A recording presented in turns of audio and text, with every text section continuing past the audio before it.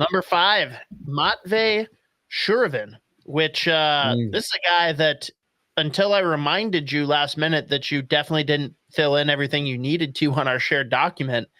This guy came out of nowhere. He wasn't even on the list, and now all of a sudden he's 5. So please divulge. He is going to be – so he's – of all the guys on this list, Shuravin's by far the one I'm most interested in seeing where he ends up in terms of like what pick. Because, I mean, you could absolutely talk yourself into taking him in the first round. He's actually – and I should – as I was going through some of the other notes I had on Shuravin before, I forgot he gave an interview like in the past month. He grew. So he's now 6'4", like 185. Fun fact, his dad coaches like the Russian women's volleyball team, and he's 6'6". So like, he's got some decent genes in him. Look at the neck. Look at the neck on there, guys. Yeah.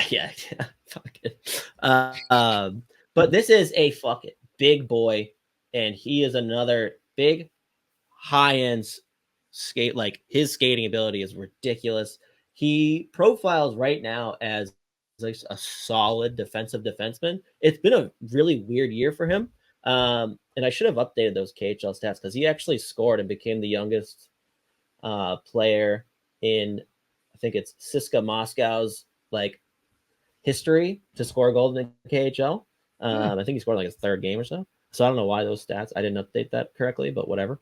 But in the MHL, he's been up and down in terms of just like what he's or how he's playing. But at his best, he has the skill.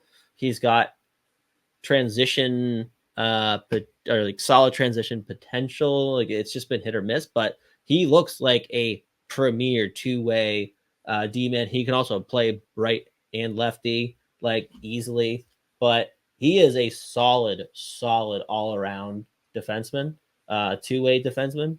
And I know there are plenty of people who put him in their first round. Like, I think actually at Spartsky, we put him at 30, just because he does have that, like the stats don't show it obviously this year.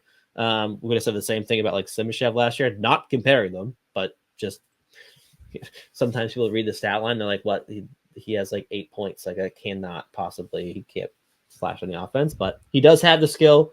He's shown that he can be a really good transition defenseman, both offensively and defensively. And he's got already like the defensive side of the game down packed. Like, he is a solid defender. So I think there's legit upside here. I think a team will be very happy to take him either late in the first round or early in the second, potentially. I put 40 to 50 just because I want to see more consistency with like the offensive upside. But either way, the fact that he's also grown like this year, like 2 inch, like not just like half an inch, like 2 fucking inches and like 15 pounds. Like, he's a beast. So like him a lot. Very curious to see. Like, these are the Russians that are projected to go either like late first or beyond.